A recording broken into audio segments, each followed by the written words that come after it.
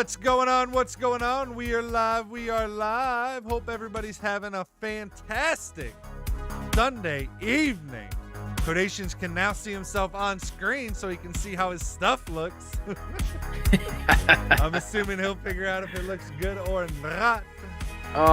It's all right. It looks good. It's not bad. It's not terrible. It's not bad.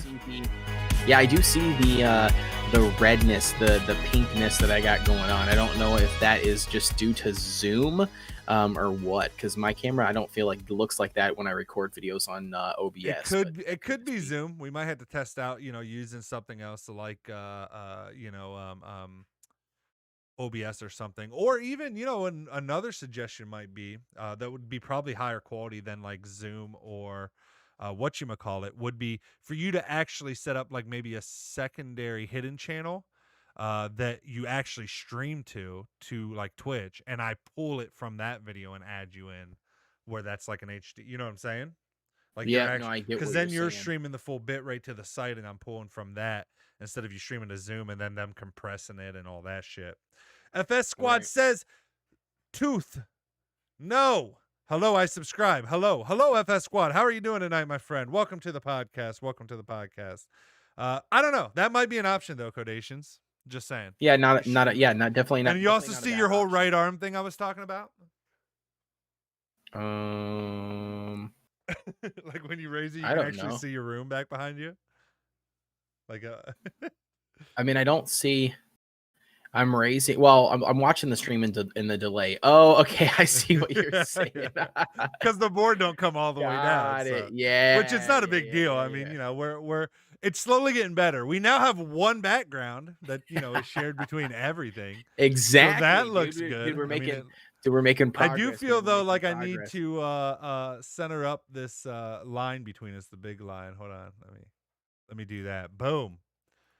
The background, that way it's more centered in the middle with the chat and everything, and just kind of. Oh, there you go. Yeah, no worries. I think that. Yeah, dude. Dude, it's almost there, dude. When I get that mirrorless camera, baby, it's gonna be legit.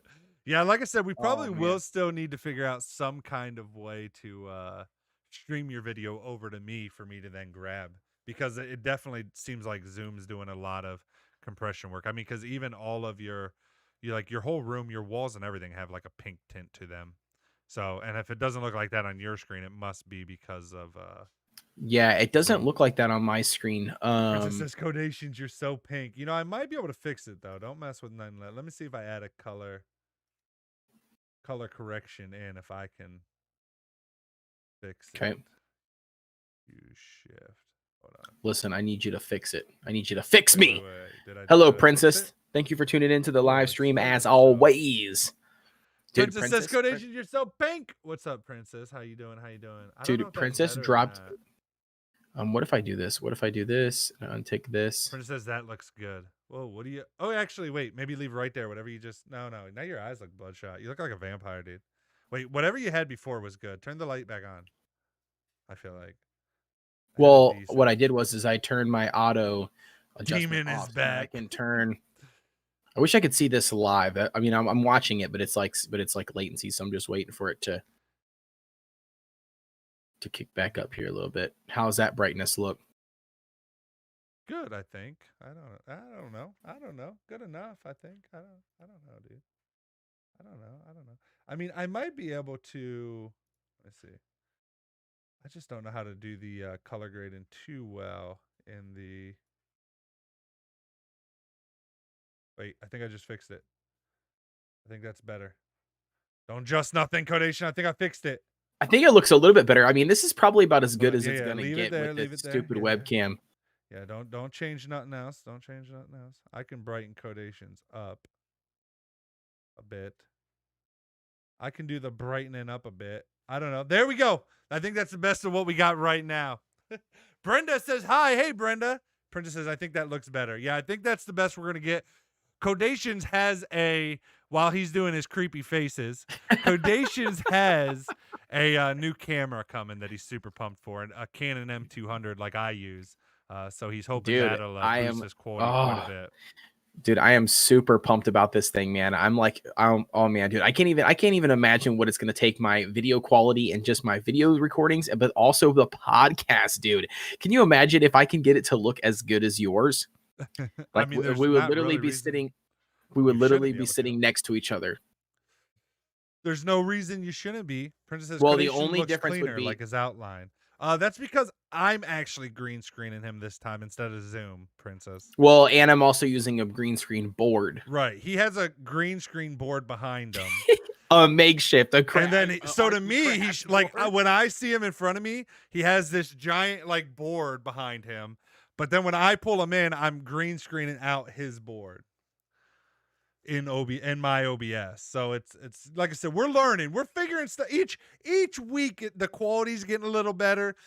The topics, arguably, I don't know on that end, but the quality's getting better a little bit each week. Oh yeah. Oh yeah. Oh yeah. We're progressing. Like I said, obviously we're got to start somewhere, but we're getting there. Yeah, I think I mean, and now we're using one background. I don't know if you noticed, but we actually don't have two separate backgrounds. It's just one background that we're to get completely behind us. There's no seam, is basically what I'm saying.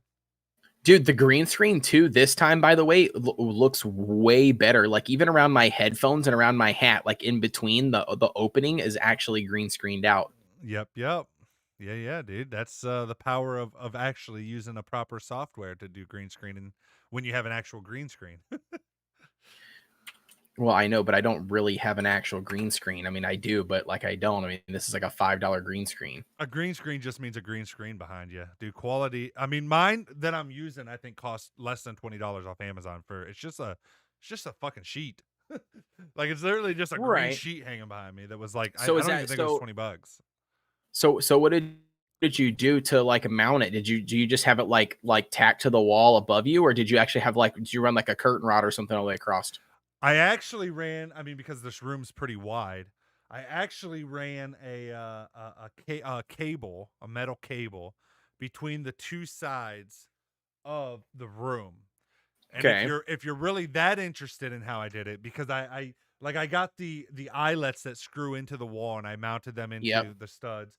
And then I also used these metal hooks that you can then adjust the tightness so that I could have the metal line nice and taut.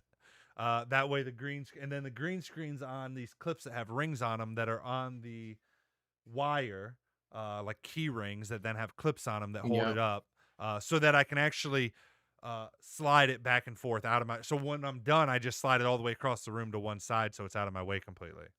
Princess Okay, says very cool. hot. Yeah. If you're actually interested, I have a vlog on my YouTube channel that shows me installing it. So how high do you have that sucker installed? Like, so do you have it to where you can walk underneath it if you had it slid all the way over with no interference? Oh yeah. If it's high, the wire's high enough that when it's slid all the way over, I can walk, underneath the wire, and yeah. Mm. It's basically out of my way, so it doesn't cause any issues for me.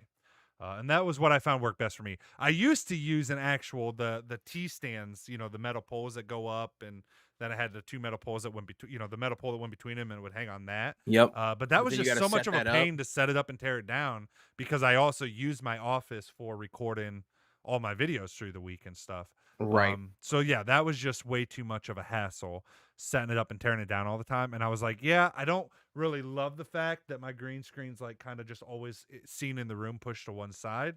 But convenience versus, I guess, cleanliness, or like, streamline or whatever. It just kind of worked out best that way. Right. No, I don't blame you. I mean, I haven't figured out what I want to do with mine.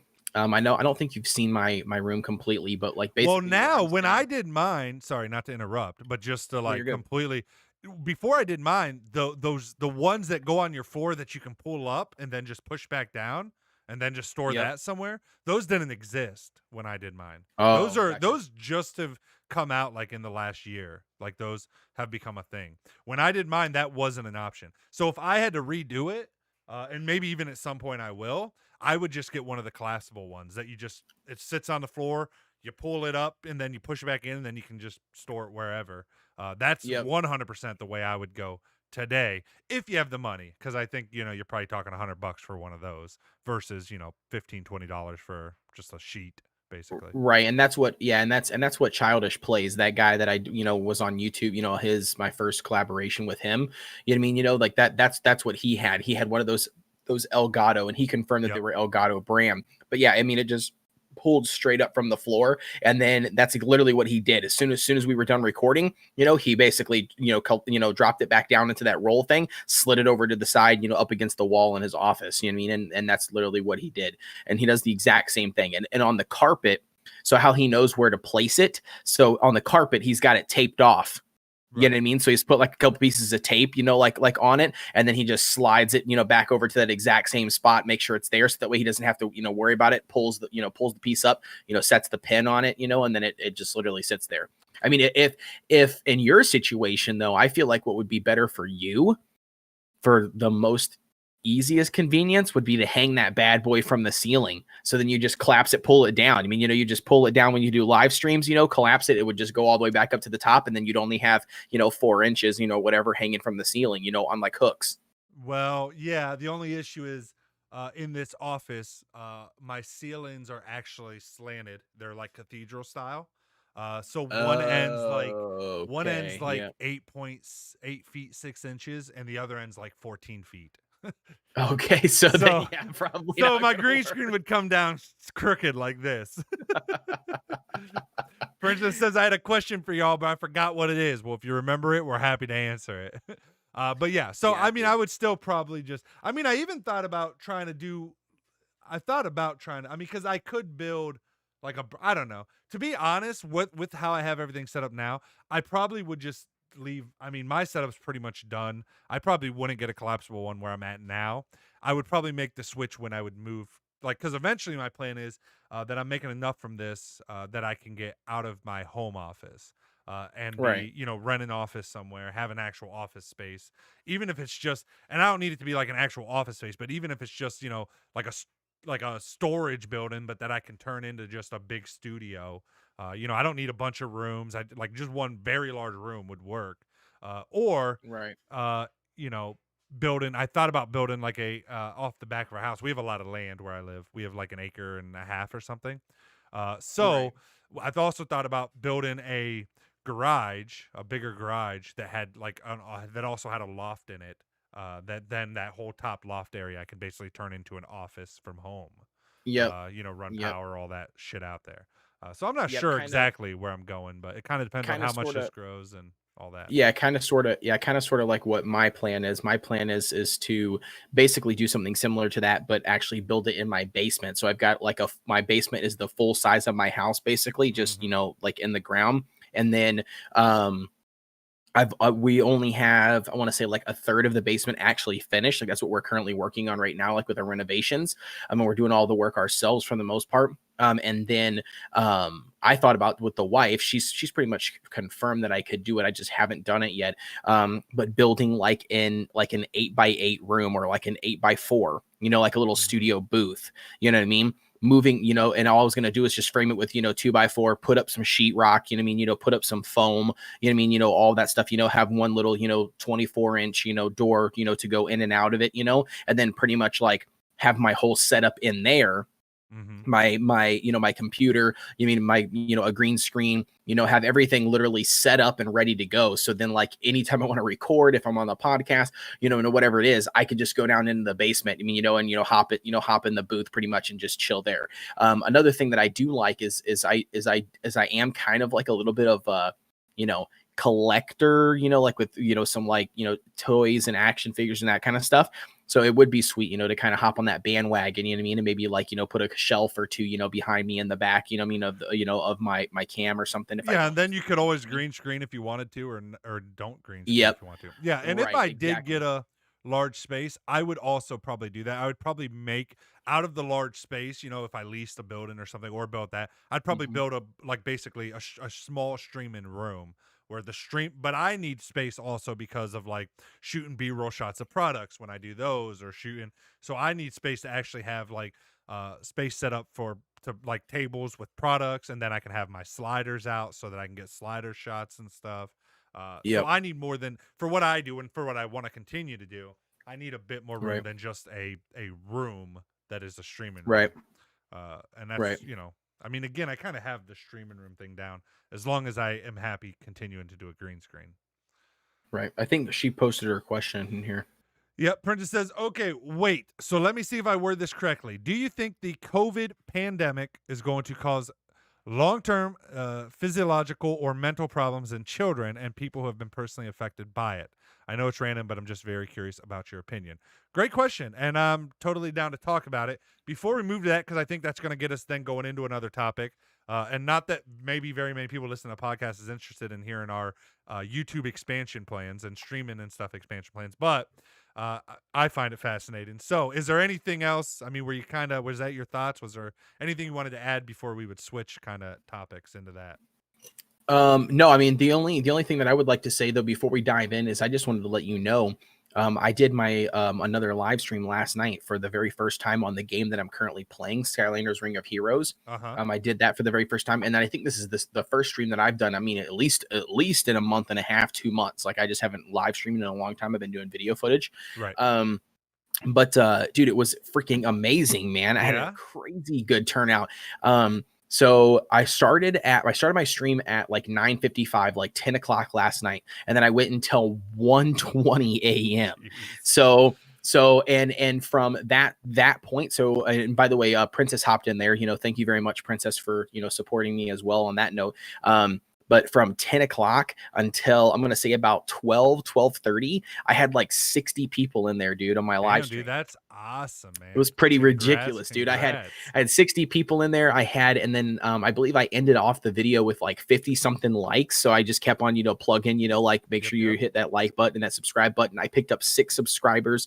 Then I believe I had 2 $5 donos. So that was pretty cool, dude. Damn, very dude. Cool. Yeah. I was pumped, dope.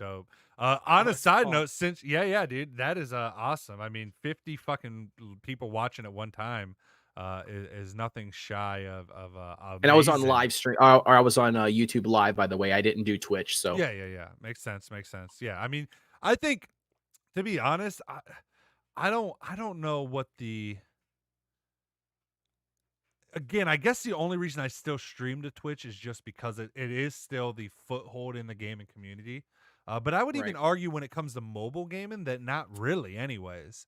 I don't think Twitch has a good handle on mobile gaming. So I really don't see any downside to just streaming on YouTube nowadays. I mean, I really think unless Twitch changes a bunch of stuff, I mean, people are already more common or used to people streaming now on Facebook, on YouTube, gamers. I mean, you know, I don't know the benefits anymore to Twitch, to be honest. I still do it, I think, just because I, use Restream and stream to Facebook, Twitch, and YouTube at the same time. I mean, I like the Twitch platform. I just don't know what they offer new streamers is all I'm saying. I'm not saying Twitch is bad. I'm not saying they don't have a lot of cool stuff. I just don't know what they offer new streamers today anymore.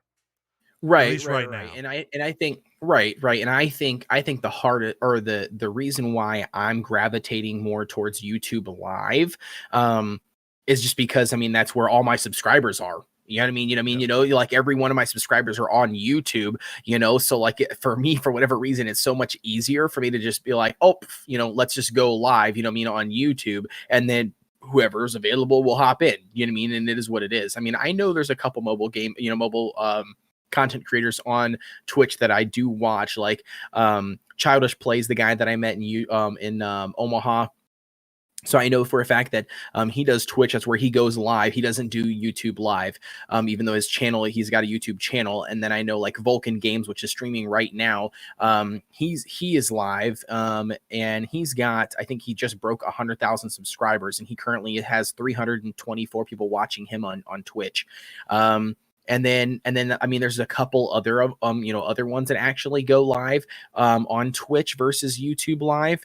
But I don't know. I kind of agree with you in the sense that I don't think a lot of, I don't know, at least for me, I don't think it really matters. But I do think that because of my subscribers are currently subscribed to me on YouTube, it makes it a little bit easier for them to hop into my stream, you know what I mean? Versus like, me, because I have a Twitch page. You mean, like, I've streamed a few times on Twitch. I mean, it's been hit or miss, and I don't have my page fully set up, with all my panels and all of my schedule and all that stuff. And I don't have a schedule, And so with that being the case, I don't know.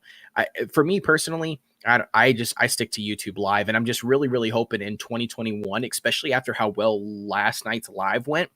I thought about it. I thought about trying to do it at least once a week. Yeah, I was gonna say, well, once a week. yeah, and I was gonna say, and I think the other thing with you is I mean, because I do think that there's a point where expanding your content outside of one platform is a good idea. Because it's kind of like the whole theory and everything, like when it comes to finances or anything, which is like, don't put all your eggs in one basket. I don't think anybody should just create content on one platform only. Because if something was to happen to that platform or it was to go downhill, for example, people right now that might only be putting content out on Twitch. I mean, if Twitch does end up losing this to YouTube or Facebook, not saying they would. I mean, no one has any idea what's going to happen. But if they did, Right. Hopefully they've moved enough of their audience to some other platform that. And so again, I'm just all your eggs in one basket. Never a good idea. Is based on something. Never. Yeah. But plus, in your case, where you don't have a stream schedule and you're not streaming consistently or constantly at this point, I think just doing it on YouTube, like you said, is just the right move right now. Real quick in the chat, Barb says, "Hey D, hey Cody, what's going on, Barb? Good to see you, my dear." Brenda says, "Derek, there's this movie called Unhinged. It's a good movie. I've not seen it. I will try to mark it down in the memory bank here right now and maybe check it out if I get a chance." Guys, I'm lucky. I got to be honest, because I know people always recommend movies, and I always feel super bad because I'm always like, "Oh yeah, I'll check it out. I'll check it out." I have good intentions, but the truth is, like, I don't think people, like, I'm not kidding when I say, like, me and my wife watch maybe one movie a month. Like, one movie a month. Like, maybe. I mean, that's pretty good though. One movie a month. That's more than me and my wife. I mean, we literally never watch movies, like, ever. And I don't know. Well, but you're also creating a lot of content. That's what I'm saying. I mean, I think a lot of people that aren't always putting out content, they just don't, especially when you're working full time or family. So again, I think people get that, but I'm just saying overall, just FYI, that's why I don't end up watching a lot of the movie you guys recommend. I just don't have the time to watch them. So just explaining it, I guess, for you guys. All right. With that said, let's go back to Prince's question, if you're okay with that, then. Yep. And we'll answer. We'll answer that. We're talking pandemic, COVID-19. I'll read the question again, just get it everybody's fresh mind. Prentice says, all right, so let me see if I word this correctly. Do you think the COVID pandemic is going to cause long-term psychological or mental problems in children and people who have been personally affected by it? Prentice says, I know it's random. I'm just very curious about your opinion. Let me just make sure I don't have nothing else here. Barb says, I mean, da-da-da-da-da. Do you need someone to make you panels? Laughing my ass off. I think she's talking to you for Twitch. All right, but anyways. Ooh. So yeah, maybe hit up Barb. She does pretty good. But anyways, so to answer Princess's question, I'm going to let Codations go first. Oh, geez. Of course you are. So do I feel that it can leave people or kids and stuff with what was it? Psychological? Is that what it was? Psychological or mental, issues. Or mental issues. It says kids children, or people personally affected by it. Who have been personally affected. Yeah. Oh, and people who have been personally affected by it. I don't think that it would. I don't know. I mean, I guess it could be wrong because the truth of the matter is when it comes to psychological problems and mental problems, I guess everybody kind of handles them differently, right? I mean, everybody kind of, I get what you're saying, like PTSD or anxiety, which again is something that everybody experiences differently. And it's very, very hard for people to, it's very hard for me to say that they will or will not have them. In my personal opinion, and that's because honestly, I don't understand either of those two things. Do you know what I mean? Like me and D, you've had to talk about this. My wife has anxiety, and one of my biggest struggles is I don't know enough about it. Do you know what I mean? So, like until I really, dive in, and learn as much as I can about it, to be able to offer her that kind of support. Like I just don't really know if I can say that people will actually have PTSD or anxiety. I definitely think that people might have PTSD if they had a really, really bad, like traumatic experience, like near death experience from COVID. Like obviously I would say, sure, they probably could have PTSD from that. Or I would say, it could be it's going to be really, really hard on a lot of people. I think COVID's going to leave a mark on a lot of people, for people who have lost somebody. You know what I mean? Who it might not necessarily, would have been, I guess it depends on what you believe in, but like, necessarily they wouldn't have died, that quick or that soon or whatever. If they didn't catch COVID or something, you know what I mean? So, like, I think that would be hard on people and kids, but I don't know. Me personally, I don't know enough about PTSD or anxiety. That's kind of a more of a Derek question, I feel like, in the sense of just understanding mental health. Yeah. I don't disagree with most of what you said, to be honest. I think you said it pretty well. I would even echo your sentiment that, I know I talk about anxiety and depression a bit. I would say personally, so to kind of preface what I'm about to say, I really don't think I've had much problems with anxiety myself. I do have anxiety sometimes, but my anxiety is a little different. My anxiety, I've come to really figure out. I didn't realize it at the beginning because I didn't realize how bad I had hurt my shoulder at the time. But I had never had anxiety until I hurt this shoulder. Then I think I had like trauma anxiety. And I think it comes Okay. on now mainly because this shoulder, I get very bad pain in the shoulder. Especially like after like it's one of the reasons I only stream 4 hours at a time, because when I'm sitting here like this for hours, this shoulder flares up horribly, and it causes me a lot of pain. Like this shoulder causes me a lot of pain. Like I easily feel like I should be on some kind of pain medication from how much pain it causes me, but I just don't want to get addicted to that shit or anything like that. But I'm constantly, I would say 9 out of 10 of my days, I'm in pain throughout the entire day because of this shoulder. Um, and so when it gets real bad, when it gets real inflamed, sometimes my back has a big bulge, a big knot that you can actually see my back going, like, you can't see it on camera really, but you can actually see it curve in my back, at least according to my wife. I can't really see my own back, but when she massages it for me sometimes, it gets that bad. So that's where my anxiety came from. Depression, I've experienced that in life. I've experienced that throughout the entirety of my life, bouts of depression. Just Yes, two I do methods. know that end. Just do Sorry, I'm method. looking at Yeah, it. yeah, I just I'm read looking it at too. this comment. Princess says, "Don't take pain pills." Or no, alien ray gun. I thought it was Princess that said that. He said, "Don't take pain pills. That stuff is very addictive. Just do meth instead." Actually, what I'm hoping for, if I'm being completely honest, is for Ohio to legalize marijuana completely at some point. And I'll probably go back to that because that actually helped me out tremendously, to be completely honest. However, with kids and stuff and newborns and stuff, and just getting older, I've realized the risk is not worth it. So for now, I just deal with the shoulder pain and ibuprofen once in a while. Uh, So let me. So but can I anyways, with interrupt you? that said, oh, go ahead, Codations. Yeah, yeah. I was So gonna. I want to ask you. So I want to ask you a question. What? Yeah. So what's the deal with the shoulder? What ended up happening? Do you have a time frame or what exactly happened? You can pinpoint. Yeah, I can. Let me first though answer Prince's question, and then I'll answer that. So Oh, I'll okay. go from Yeah, that sure. into Go that, ahead. Yeah. just No, go ahead. so I don't forget. Yep, Um, go ahead. Princess says, "I think marijuana should be legal." I agree. I think all drugs should be legal personally, even meth and heroin. But that's just my personal. Not that I think everybody should do it, but I think it should all be legal. Uh, Alien says, "It seems like weed is going to be legal everywhere in the next few years." I agree. I know there's pushes in the actual federal government now to delist it and regulate it. So I agree 100%, Alien. Yasuo says, "I've been playing Forager this entire time. Meant to say hi like 40 minutes ago." Well, hi, Yasuo. All right. So in order to Princess, so with all that said, like, because again, I just want to preface that I think my wife gets anxiety. That's more of, I think, the thought process of anxiety, where you kind of get stuck in these looping thoughts and these self-destructive or self-whatever thoughts. I have Mm-hmm. those thoughts just like everybody, where I sometimes beat myself up too much or whatever. Like, I think the last podcast I was talking to Yasso kind of about that. Like, I have that too, but I don't struggle with it enough that I can't talk myself out of it. Like someone like sometimes, somebody that's dealing with major anxiety would. So again, prefacing that my anxiety I think is a little bit different than the typical one that I think Princess is referring to. But then with that said, I kind of agree with Codations a lot in the fact that number one, I think kids are super resilient. I don't think. I mean, trauma definitely changes anybody and everybody. I mean, there's trauma in my own past life that I think has shaped me and scarred me and all that stuff. But overall, in terms of whether it's a huge lasting effect, I don't think it has to be.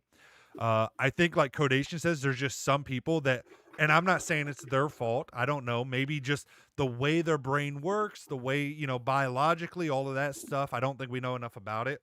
Maybe they just can't be like me or Codations per se, where we can kind of talk ourselves out of that anxiety when it comes on. So they deal with that stronger.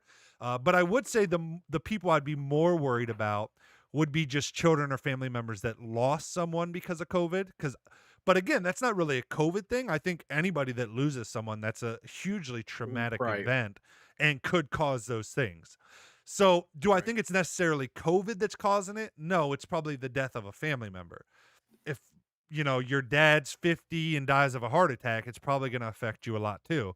If your dad, there's 40-year-olds that die of heart attacks or whatever, that's probably going to affect the kid just as much as them dying from COVID. I guess I'm saying, especially with kids, I don't think there's a difference. I don't think they're going to understand COVID took my dad versus a heart attack took my dad.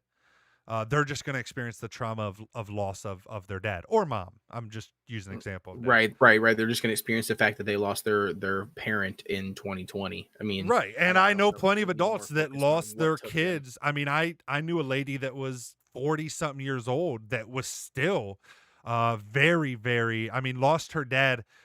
I mean, her dad had been dead for 20 years and it was still something that she struggled with daily on a daily basis. And to me, like, I'm, just being honest, like, to me, that's crazy. I don't get that. With that said, I'm not saying I'm right, but I'm just saying my brain doesn't get that. But I have seen people that have struggled with that. So I would say Mhm. absolutely people could be affected by it. Um, but again, I wouldn't say that it's because of the COVID. I would say it's more just because of the effects of the COVID. I don't think it's Right. any different than if someone died from a heart attack and somebody struggled with that with anxiety or depression afterwards. If that makes sense. Right.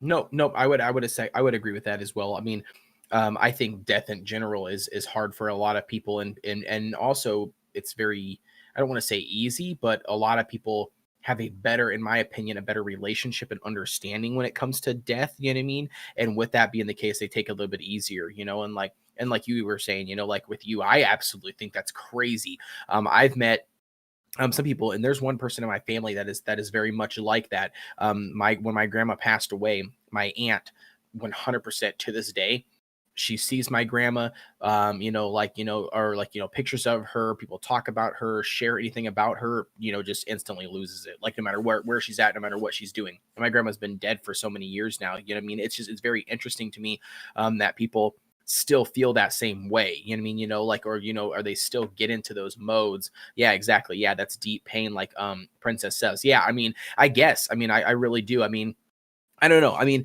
I'm more of a kind of grieve, for a short, my short term griever. You mean, I mean, I grieve for a little bit, and then I kind of like accept the fact, that I still got to continue on with my life, you know what I mean, and still doing the things that I have to do, or that I want to achieve, or whatever the case is, you know what I mean, and then I just move on. You know what I mean? I don't know exactly how to explain that, but I mean, Yeah, I mean, exactly, and I would say I'm very similar. But again, and that's not, I don't think Codations is either, but that's not us discounting that person's pain it's just we don't necessarily feel that way.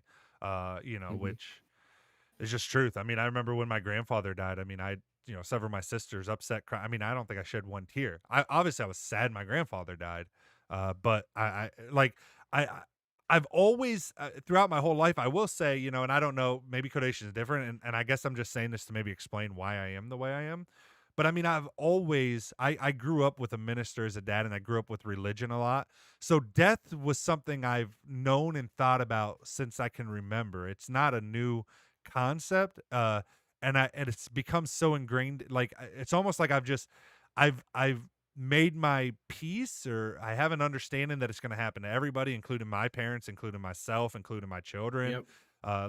I've thought about it enough that it no longer. I don't want to say it doesn't scare me. I mean, I think everybody has No, a you're not. little bit You're of not. fear of You're not. death, You're but I'm not. not. You're not. I realize Right. it's inevitable. There's Correct. no. I've come to the point where I just realize there's no.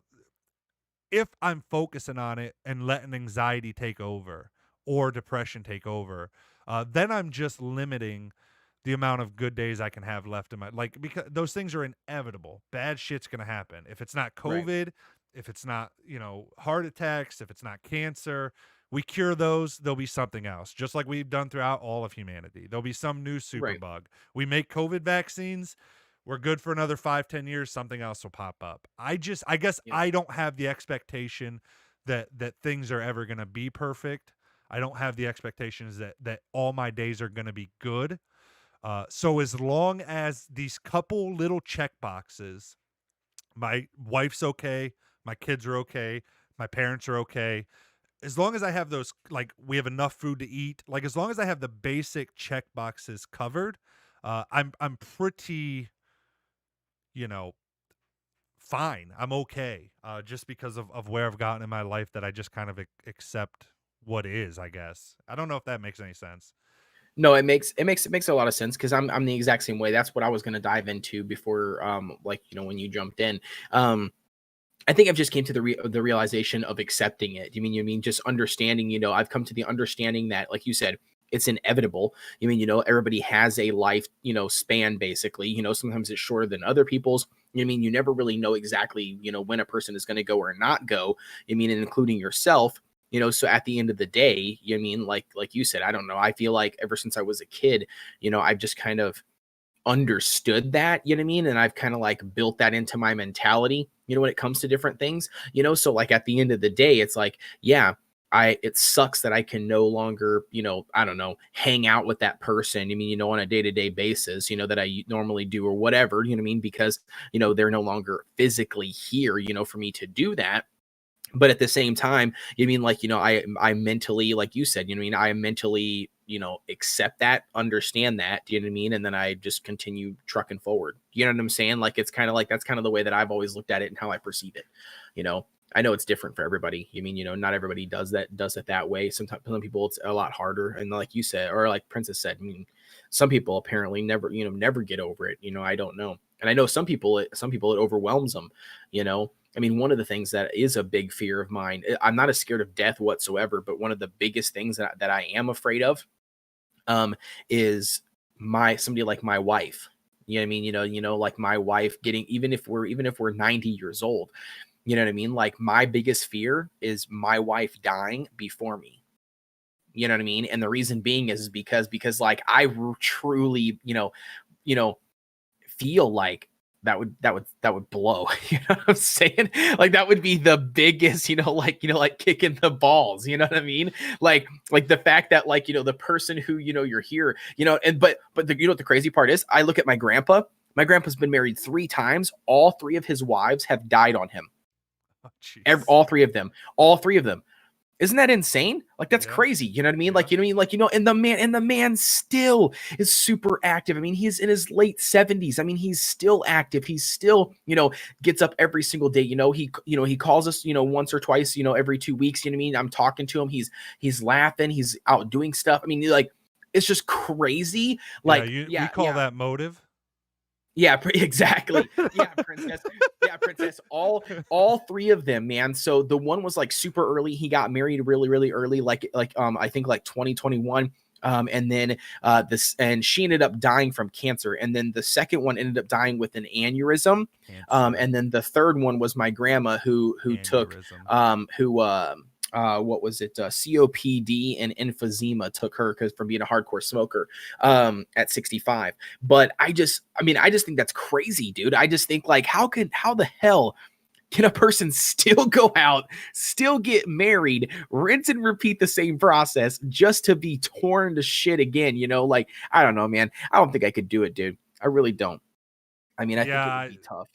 I don't know, to be honest. I guess I'd have to be in the situation to decide, but I don't think it would be something I'd want to do as well. I feel like if I was like, over 60 and my spouse died, I'd just probably be single and have girlfriends the rest of my life. Like That's just, the way I look at it, dude.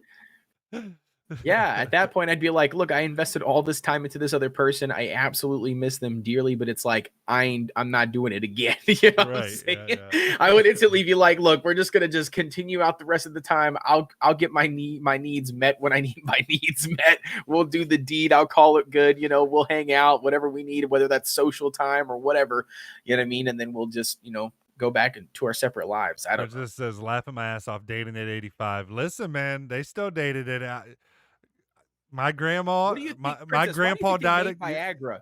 Listen, it's just different. You're just thinking dating at 85. You're thinking your mind's going to sex right now, Princess, because you're young. Their mind's going to somebody to go to Cracker Barrel with. Mm-hmm.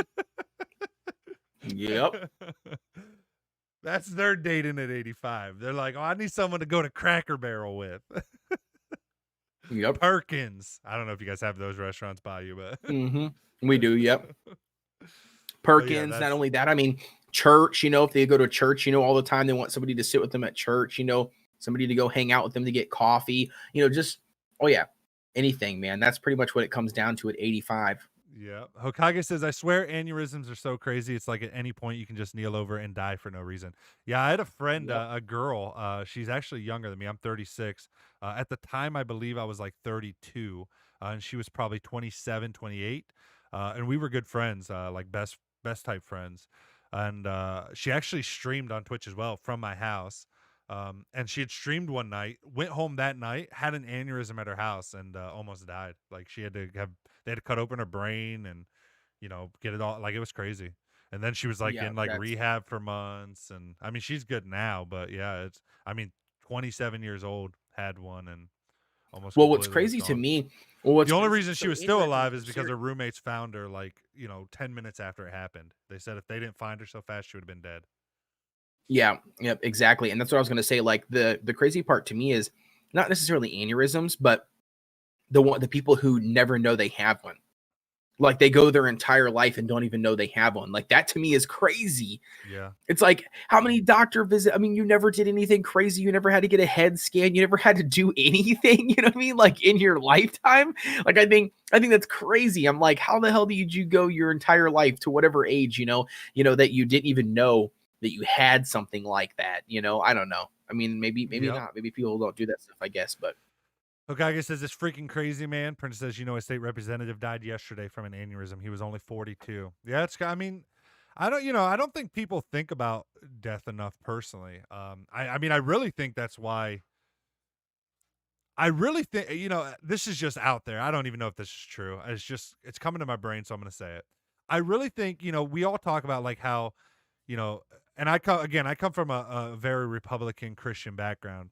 And one thing I always hear them throughout is like, this world's changing, and they always say it's because of lack of God, and all that. I really think the problems we have now with like school shootings, with like all these things and all this anxiety and stuff that we have, I really think it stems from the fact that we have so much stuff to occupy our time that people don't think about death enough. Because I really think when you don't think about death enough, I really think that can bring a lot of things, because you don't get to the point where you make it okay within yourself that it's a natural part of life. I don't know. Again, that's just kind of off the brain. I would have to flesh out exactly what I'm trying to say by that, but I think I guess in general what I'm saying is I don't think people have enough time to think as much anymore. yeah, I mean, I would agree with that. I think that's the reason why, like you said, I mean, I think that's the reason why when you go to like a funeral, right? Or like when somebody close to you, like in family wise or friendship wise or whatever, actually does die, or somebody's life actually ends.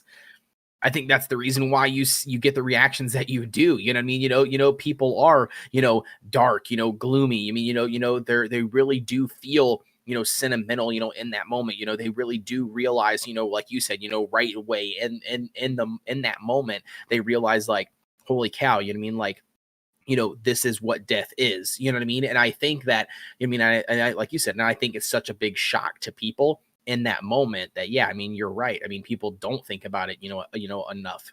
You know what I mean? They go through their life just, out of sight, out of mind. You know what I mean? Like, oh nope, nothing's gonna happen to me. I'm not sick. Nobody else, all this stuff. Almost like they've got that untouchable mindset. I think most people, think that way. Death is out of sight, out of mind. They don't think about it. You know what I mean? Right. When in reality, I mean, it's true. I mean, or it's here. You know what I mean? It's a thing. You mean, it happens. You know what I mean? People move on, and you just gotta, I don't know. Like I said, the biggest thing for me, man, is just keep on trucking forward. Like that's what I try to coach people and tell people. Especially people who have dealt with somebody, dead or that has died. I'm just Yeah, like, and dude, like you got to live your life. You know what I mean? Like you got to keep on going. yeah, and and I guess so what's your response? Because I guess I'm pretty much that way as well. I do that a lot to people. I think I do that a lot in this stream. Sometimes I'm like, I should just learn to keep my mouth shut and just let people figure it out themselves or let people work through it themselves. So obviously what you're saying there, were like keep trucking. Like you get people that kind of push back that like not everybody's built like that and can just push through it. Do you think that's true? Do you what would you I mean, what do you say when you get that pushback like that? I'm sure you've I gotten it mean, if you tell oh yeah, people. oh yeah.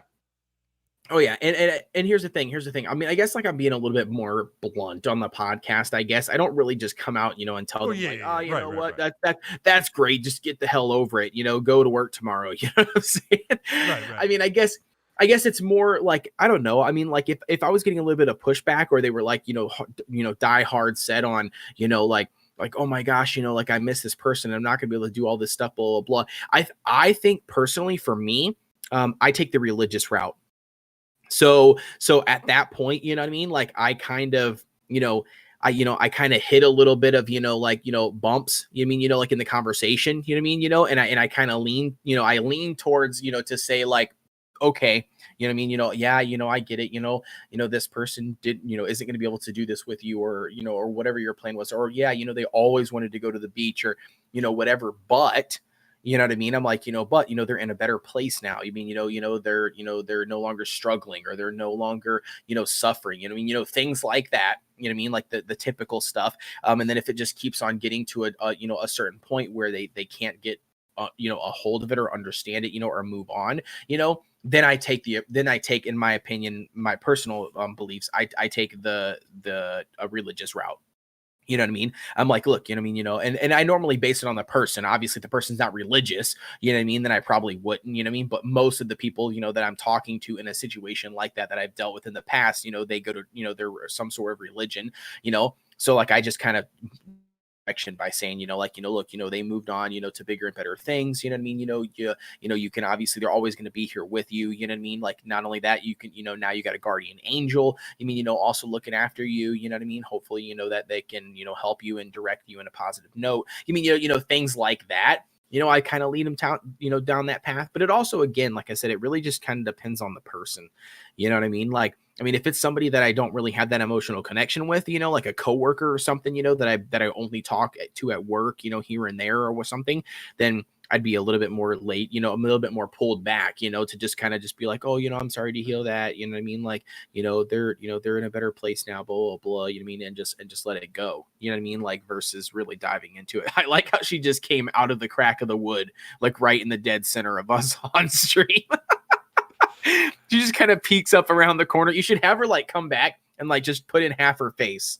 Like Yeah, just for looking those that around might be the listening later, my wood. daughter came in to say goodnight and like just kind of appeared from within the wood. It literally looked like if she would just creep her head in, like I said, like right in between, like halfway, it would look like the piece of wood is like splitting her face, like she's looking around the corner. Yeah. But yeah, I don't know, man. I mean, that's kind of like my answer. I know it's a roundabout answer, but like, I don't know. No, I don't think. I mean, it's. I asked, what do you normally do for against that pushback? I don't think it's a roundabout answer. That's if that's what you right. do, that's what you do. Hokage says, but then again, a lot of people think about death too much. Princess says that's not from God. That's from a lack of communication and understanding. That was to my earlier remark. Then she says funerals freak me out. I went to my great grandma's funeral and people were eating. I was like, what the fuck are we doing? Yeah, I come again, religious background. We eat at funerals. We eat everywhere. If my family's doing anything, there's food. Princess like, then Princess says it's always good to have a listening ear, even if you don't understand the situation. Yeah, I would say my typical Well, and then Princess says, I have a problem when people pass and someone says, well, just pray about it. I know people mean well when they say that, but it can come off as dismissive and a quick solution. I would, but in defense of, I guess I would say, I don't want to say Christians, because more than just Christians say, well, just pray about it. But I will say, in terms of religious people saying that, Princess, I, I do think, I don't think we do a good enough job as, I say we, and I don't even know if I'd classify myself as a Christian.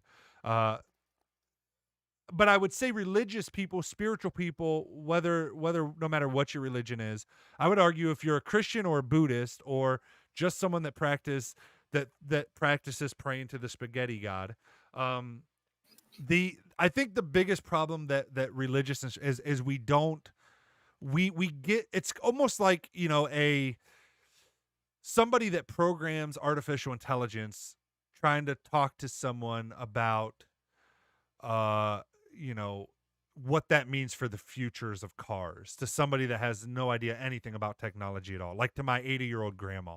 That would be like an AI person trying to talk. I think we forget that we've been raised with all of this knowledge that we've learned throughout years, especially those that have been in religious settings, spiritual settings most of their life.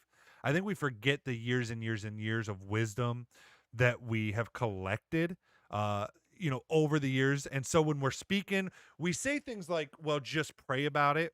In my case, I might use the word, well, maybe try meditation, because I believe they're really one. And I mean, I believe, again, uh, uh, not to cause any disrespect of codations or anything, but my personal beliefs is that I believe most religions and most acts are one and the same. I think when somebody's meditating, they're doing exactly what a Christian's doing when they're praying, if they're praying correctly, which is that Mhm. you are uh, uh, sitting there making peace with God. You're talking to, whether you call God, whether you're a Christian and Right. you almost believe in him, of that image as a man in a white robe that you're talking to and trying to whatever. If Right. it's more that you're a whatever and you're trying to do that with what you call the universe, or if you're like myself and you're more, that other voice in your head, whatever you kind of want to call that, doesn't matter to me. But I think we forget to try, like, and it's not that we forget,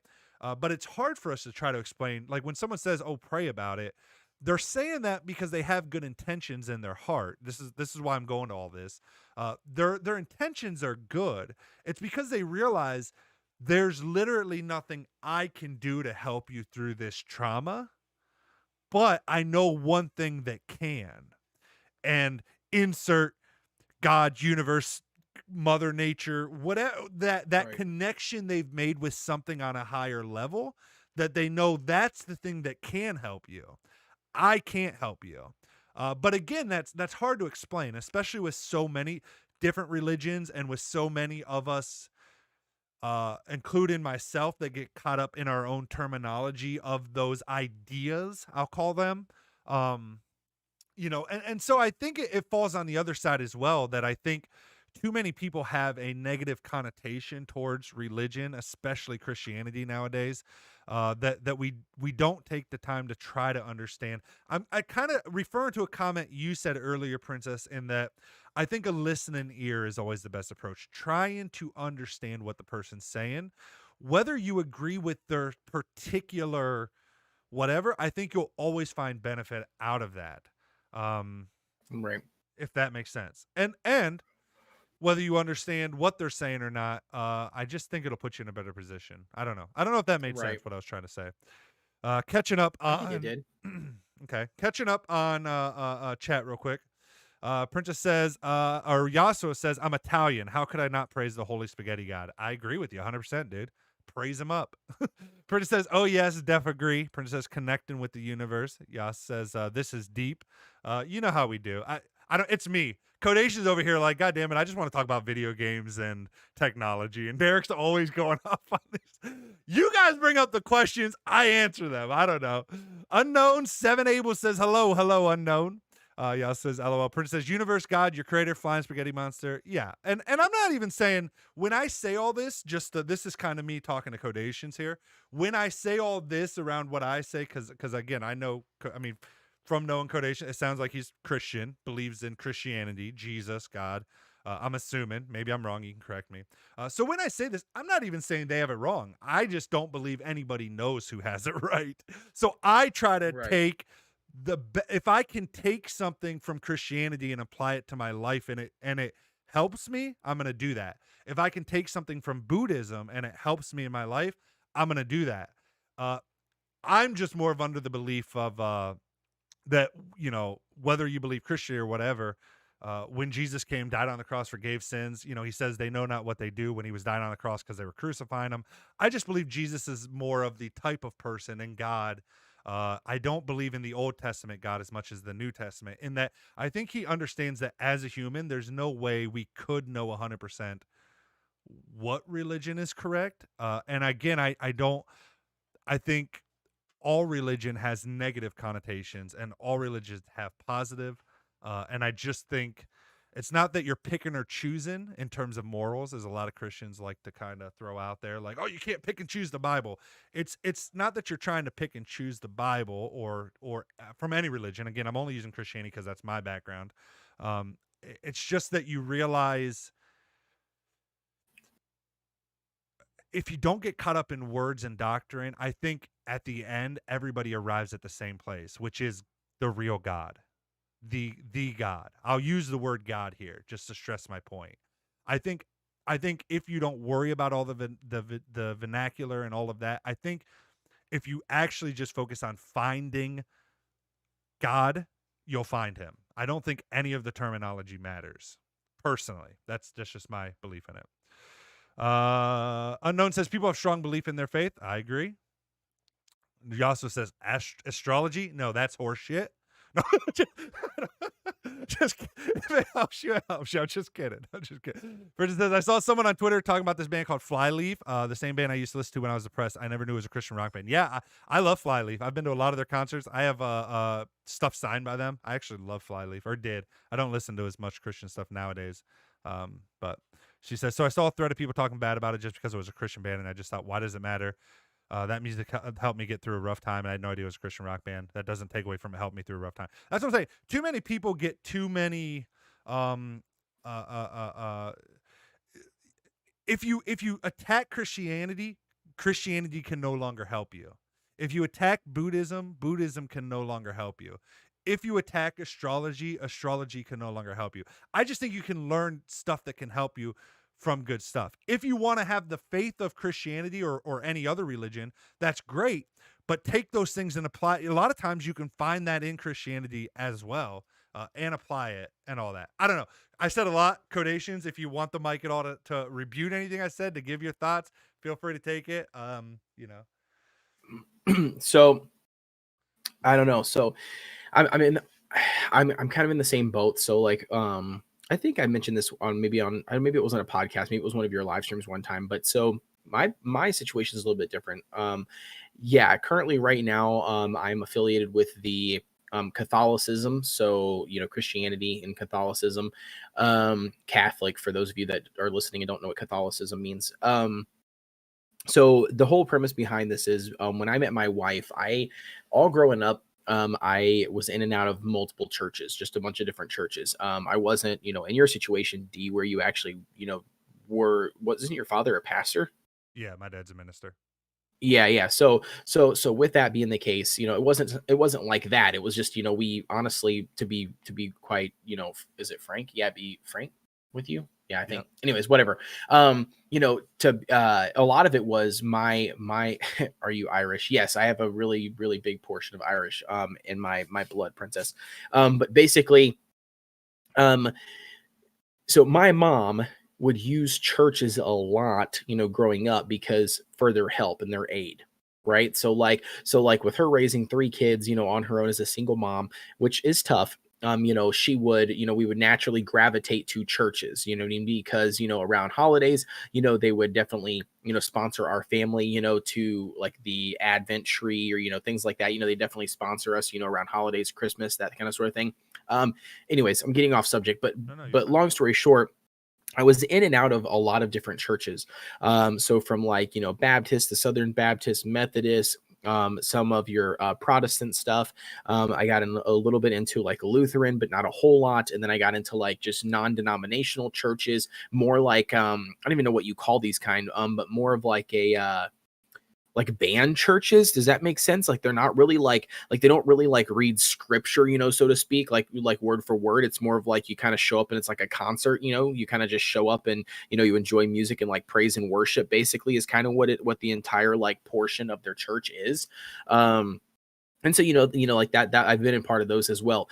So I mean, I don't know, like it's one of those things where I kind of manifest, like you said, Derek. I kind of manifest my own beliefs on religion, and those beliefs were based upon my experiences. I mean, how I felt about, how passionate I felt about certain things. I mean, horrible things, that happened in churches, that I had heard about or known about, you know what I mean? That, obviously there was facts behind it, that I didn't agree with. A lot of like judgingness and everything that went on in a lot of churches that we were a part of at certain times. Just basically a lot of information and a lot of things that I kind of have just built up this idea and concept of like what you're saying. At the end of the day, I don't believe that no matter what religion you believe in, no matter what even people who don't believe in a so-called religion, I think that everybody has morals, or they have karma, and they have good feelings and bad feelings about stuff, right, in their actions. Do you know what I mean? So I feel like if people are making good choices, like as far as like for the better, right, like whether that's to help other people, whether that's whatever it is, I mean, like I'm a firm believer in like it doesn't matter at the end of the day, as long as you pass away or you die or whatever, and when you die, you're going to end up in a good place. You mean, in general, based on, the good things that you do in your life. I mean, like in how you make sure that, you're being a good person in general.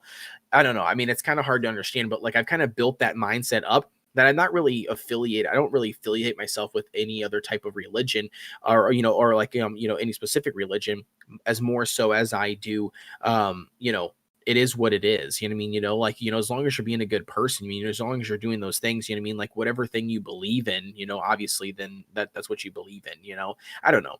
I mean, and the reason why, to kind of sum it back up, the reason why I am officially Catholic now, is honestly because when we had our son, so he's 7 months now, almost 8 months, on the 15th of January. But the biggest thing for me was growing up in a church, in my opinion, was very, very good. And what I mean by that is because it did help me establish right from wrong, right? It did help me establish some sort of morals, in my opinion. You know what I mean? Like I feel the way that I do against certain things, or something that are technically bad for us, right? Or bad for you or whatever. I think a lot of that was driven because, from my, church studies, what I mean, as growing up, in and out of different churches and stuff, talking to individual people, learning from, some of those Sunday school teachers, some of these people, what I mean, that I think really did a good job, on manifesting, like I said, like, my morals. I guess morals is the best word that I can put it in. But the things that I live by, I mean, like, the codes, the things that I feel like are right, and not wrong, or, whatever. I think a lot of that was manifest from those early ages in church, in and out of church, and because of that, me and, my wife is a hardcore, churchgoer ever since she was a kid. You know what I mean? Like her family, they're super close knit family. That's what they've always done all growing up. That's just part of their lifestyle. So when we got married, we had a conversation on that. And when we got married, I was agnostic. I did not think that there was enough information to prove that God exists. And I did not think there was enough information to prove that he didn't exist. Do you know what I mean? Like, and I still to this day struggle with that. I mean, I still struggle with that. Like, but what I'm trying to say is, for my son, I didn't want to be one of those families, you know what I mean, where, and again, maybe I'm wrong. I mean, somebody listening to this podcast, maybe they're judging hardcore and they think it's, total BS, and I shouldn't have done this, but I didn't want my son to grow up with a family where him and my wife and his mom were going to church together and I was at the house. Does that make sense? Do you mean, and I didn't want that. You mean, I didn't want that experience. I knew friends, who had that experience, where the dad never went with them. You know what I mean? You know what I mean? Or their mom never went with them, you know what I mean? Or whatever, or they went to two separate things. You know what I mean? And I just didn't really want that. So I actually went through what they call RCIA classes, because I told my wife that if I was going to join, Catholicism or Catholic, I want to know more about it. You know what I mean? So I actually took a 6-month class, a weekly class. We met on Thursday evenings. So after work, we would meet at around 6 o'clock. And there was like 7 of us in the class. We talked to multiple deacons, multiple, fathers is what they call them, or preachers, basically. You know what I mean? And pretty much just did a whole study session for 6 months.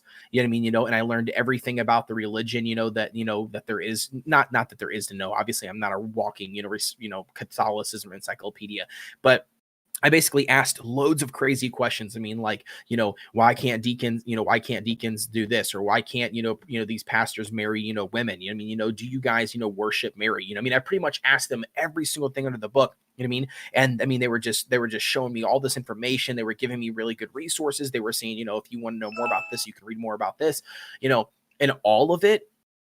I felt good with my decision, you know what I mean, to join, the Catholic Church, with my wife, and then, baptize my son, you mean, in that same realm.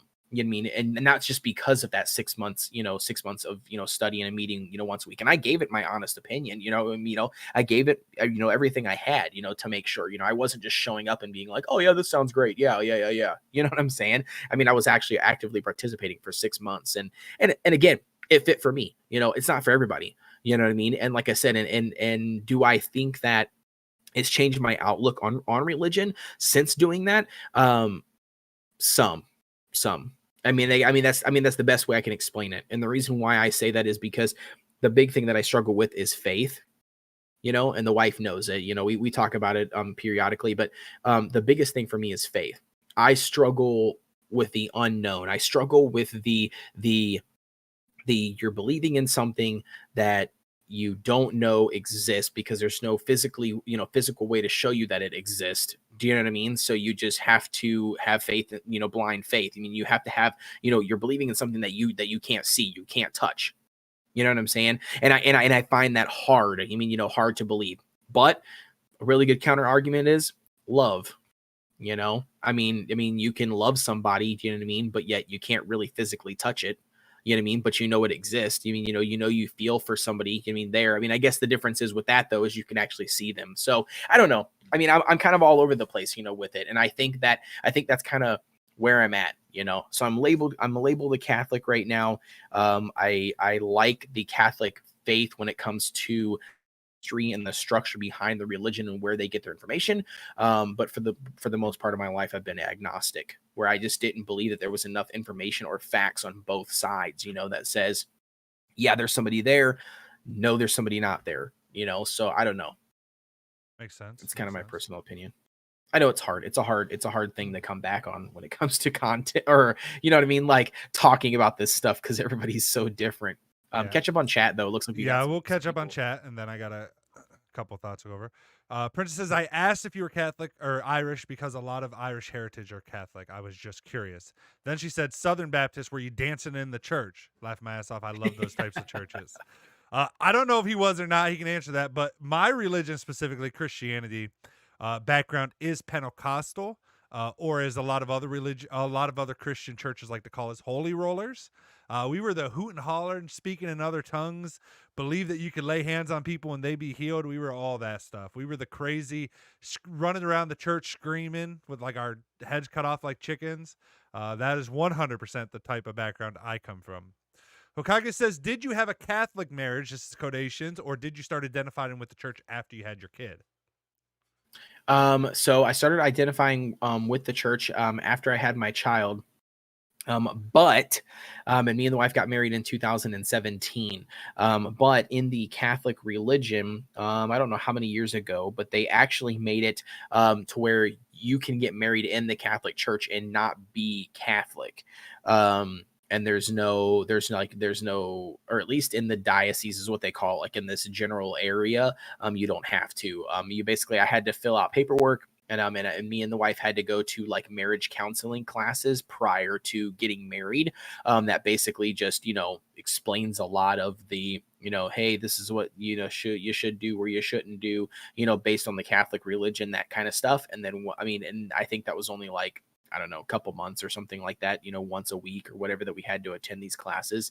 And you didn't have to attend them. You can obviously take the easy way out, and you can do like a test online. You know what I mean? And I believe it was, that obviously would have been super easy, but because, me and the wife wanted to know more, we were curious and, actually wanted to get something, value out of this stuff, you know what I mean? To getting married, then yeah, we went through some of those things, and then they allowed me to get married in the Catholic Church without being, a Catholic. So it was a Catholic marriage, though. Like correct. the how it okay. Yeah, says this second monitor already making use of itself. I can grind out this game while having you guys on the side. Yo, appreciate that, man. We appreciate all the views. It helps us out a lot. Prentice says, yep, love transcends time. Hokage says, I feel like most, if not all, belief systems are based on an unprovable facts, though. The only thing that is certain is uncertainty itself. Good point. Prentice says, Pentecostal is very stern, right? Yes, very, very stern.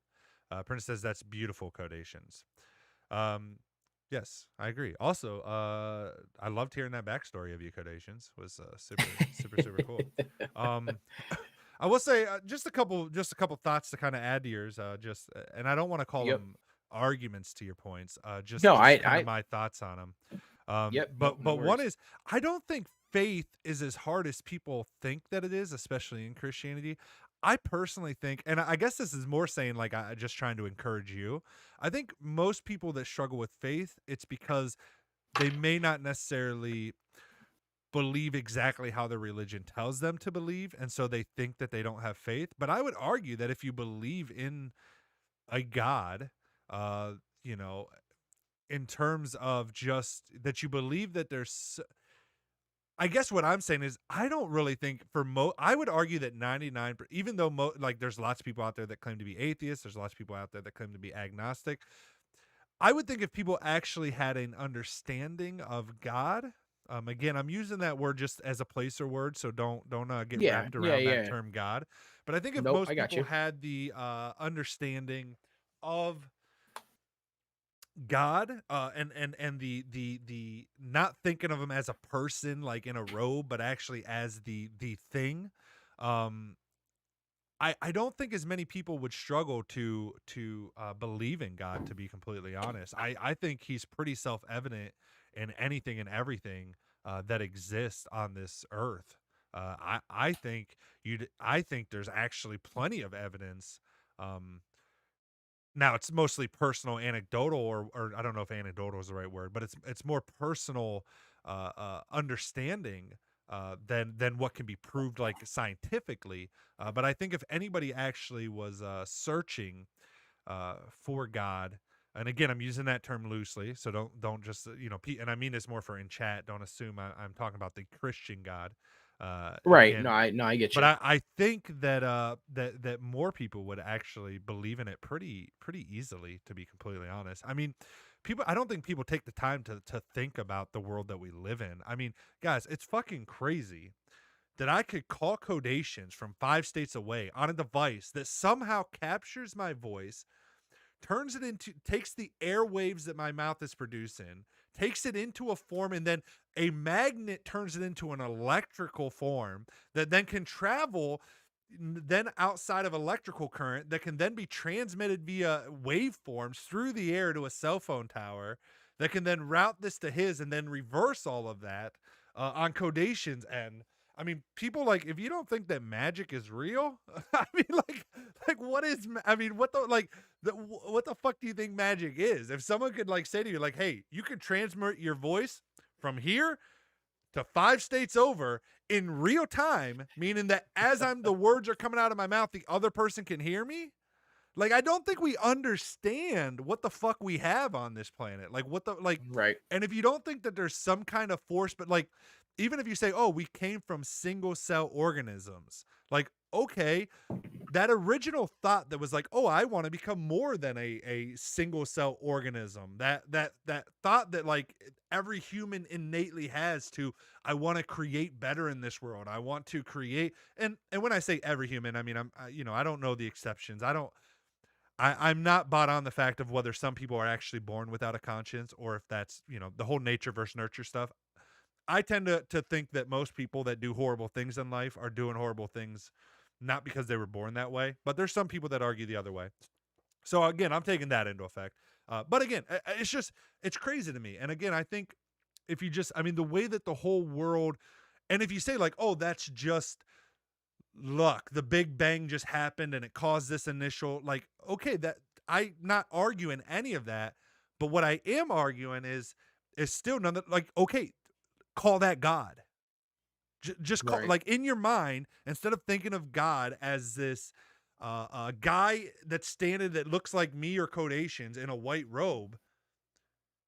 Princess says, but what was before the Big Bang? Well, and that's where I think Christianity gets it. Before everything, there was God, and that's what I'm saying. It's to me, that's God. That God is that. God is that. What was before the Big Bang? What was like what this thing that started, there was nothing, and decided that there needed to be something. Morgan Freeman. Like that's just, to me, like, again, not in a human form. I think we get too stuck in a human form. But I think when you start looking at it like that, you're almost like, well, duh, God has to exist. And again, I'm using God as the placeholder term. Maybe your religion calls, it's the spaghetti God monster. Cool. Like, but that thing, that, and I don't even want to say thing because I don't know that it's a thing, but that thing that none of us knows, that thing that existed well before any of us, that existed well before the universe, well before like that thing. You start thinking that God, and start then looking at how the world has come together, and it's just, it's crazy to me. Like to how people can believe that there is nothing. It just doesn't make sense to me. I guess personally, that's just personal preference, I guess, or whatever you want to say it, personal belief. Prince says, my dad comes from a Pentecostal background too. And then she says, science can't prove everything. I agree. I mean, I think people get stuck on science too. I don't think science contradicts religion. I don't think science contradicts God. All science does is looks at data and then says, and keeps testing stuff until they figure out what's right and what's not right. I don't think it actually gets rid of God at all, personally. But again, that's just personal belief. Princess says, yep, and you live on a planet that spins on the exact right tilt of an axis at the exact distance from a sun that heats us and causes. And again, you can say that's all just happenings and whatever, but I would argue what in the very beginning decided when there was nothing that there should have been something. I don't know. That's always my thought of it. Princess says, explain it to someone from the 1500s. They'll think that's witchcraft. Talking about the cell phones. Exactly. Like we have the fact that we have a discourse, social media. I know like the current meta is to dog on social media because it does have harms, just like everything does, just like a cell phone has harms, I'm sure. I think it adds. Yeah, I just think it, but yeah, exactly. I'm convinced that it's all magic. It's all magic. And again, I'm using the term magic as a placeholder for it's crazy ass shit. Princess says, I'm convinced God looks like Morgan Freeman. I'm just catch up a chat real quick and then I'll totally agree, Derek. No, you're good. Yas says he's not a monster. I know the spaghetti guy's not a monster. He saved humanity. Kage says this conversation feels like it should be much more toxic for some reason. That's when I think when you're really talking about God, there is no toxicity. I'm not disagreeing with anybody else. Again, I'll say this one thing and then I'm gonna pass to Codations because he's sitting there so patiently. I'm like going on a rambling storm here. But like my favorite scripture from the Christian Bible, my favorite is Paul. Paul used to be called Saul in the Bible. Saul ran around, murdered a bunch of Christians, got converted on a horse on a way to Damascus, became Paul. Paul's whole thing after all the one of the closest guys to Jesus, one of the best, and yet his thing was not follow his thing was work out your own salvation. And we look at that as like him saying like, oh, work out how to get saved. Because again, that's the words we like in Christianity. But what Paul's saying is figure out what gets you closer to placeholder God. Don't listen to anybody else. Don't do what anybody else tells you. Don't worry about what anybody says that you got wrong, and don't worry about what anybody says you got right. Just worry about your relationship with placeholder God. Everything else works out. I'm certain of it, beyond certain. Codations can be like, you're wrong. Princess can be like, you're wrong. I'm certain because I've worked out my own salvation. Nobody else can tell me. I've worked it out. And I think that's what Paul was alluding when he gets there. All right. With that Right. said, Princess says, hey, you reminded me of a question. Then she said, Saul, was he on a tricycle? I have no fucking clue. LOL placeholder. What? I don't even know what that question. She's like, Saul, question mark, was he on a tricycle? Oh, Saul, Saul. And no, he was on a horse. I think you're thinking of the movie Saw, where he was on the little tricycle, that little killer thing. All right, but anyways, Oh, codations. you said Saul. I just put that together. The guy with the freaking Me mask. too. I didn't think either. I'm like, what? Oh, that's funny. That's I don't know, but that's my hilarious. mini rant on placeholder God. I mean, the sad part is I don't really have a whole lot to say on this topic, just because I mean, like, I don't really know. I mean, again, I mean, I go back to what I was saying, I don't really know a whole lot about it, and I guess this kind of leads me into a little bit of like how we talk about politics sometimes, and I just don't have enough research or knowledge, background to it, for me to actually add in some value, and like that's kind of where I'm at with it, so I'm just going to echo you and say that, I totally agree with the fact that, everybody makes their own salvation, and then at the end of the day, it pretty much just comes down to you doing whatever you see best for yourself. You know what I mean? And I am a firm believer, I guess, at one side thing I could add to that is that I don't think that anybody else is responsible for anybody else's salvation. You know what I mean? Like, I think not your parents, you know what I mean? Not your wife, not your kids. I don't think anybody else is responsible, you know what I mean, like, for that. You know what I mean? And so it baffles me sometimes when I've heard, horror stories, where like parents are trying to, impose, this onto their kids. You know what I mean? I don't know if Derek, if that's kind of like how, if you've ever had this struggle with your dad, maybe, I don't know, you know what I mean? But some parents, they try to impose, something or force something on them, and then maybe they don't feel the same way or whatever. And I think that that's definitely something that, I don't know. In my opinion, I think is wrong. You know what I mean? Because at the end of the day, no matter what God you believe in, unless if there's something that I don't know, but I'm almost positive, you know what I mean? That nobody believes in, that you're gonna die or whatever, and then you're gonna be speaking to some sort of God, and then he's going to be like, oh, you didn't make your husband, convert over to whatever, you know what I'm saying? Like, and so I, it's, everybody's responsible for their own. So I think that, like, if everybody would just, focus on their own stuff like that, then, it would be what it is. You know what I mean? Like, then you just move on, and they'll figure out what they need to figure out. Yeah. And yeah, I would echo that as well. I think Yeah. I think most people, I think anybody that's all they're doing is trying to tell you what you're doing wrong. They're not adding any value to you. And I would echo so far as to say, turn around and run as far as you can from that person and cut them out of your life and never talk to them again, because Right. they're doing way more harm to you than any good. I think anybody actually trying to do good, not towards you, but let's say, people that claim, oh, God wants us to share his word, or I think anybody that's trying to do good in any of those aspects uh, is going to be careful and thoughtful with how they talk to you, is not going to try to demean you or knock questions you have, uh, but will be open and honest in those. As Codation says when he took the Catholic classes, how they answered his questions. They showed him what they believed. They said, if you have more questions, here's resources to look at.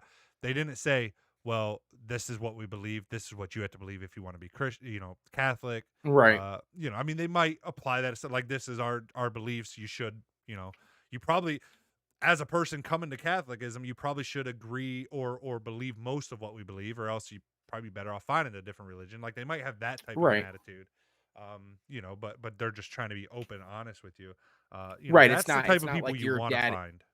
Right. It's not like your dad, being, what did you say, Pentecostal. It's not like your dad, throwing that down your throat and then you coming to him at some point in your life and you're just like, yeah, I don't really believe that anymore. I've changed my beliefs. Do you know what I mean? For whatever reason, and then him coming back to and being like, oh, well, we don't own you as a kid anymore, as our child anymore. But you know what I'm saying? Like we disown you or whatever they say, and treating you that way because you don't have that same beliefs or whatever that they feel like that you should. Or some people actually truly believe, that for whatever reason, another person, is like going to hell, or like, damned, or whatever, if they don't believe what that same person believes, you know what I mean? And I've heard horror, like I said, I've known horror stories, with like real actual parents versus their kids. Do you mean, stuff like don't talk to them, don't see them, all that stuff, just because that they don't,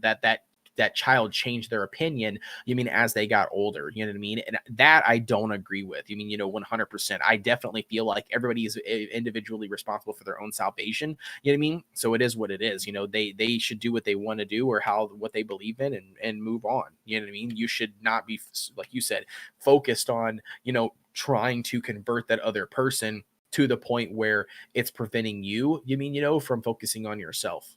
That's kind of the way that I look at it.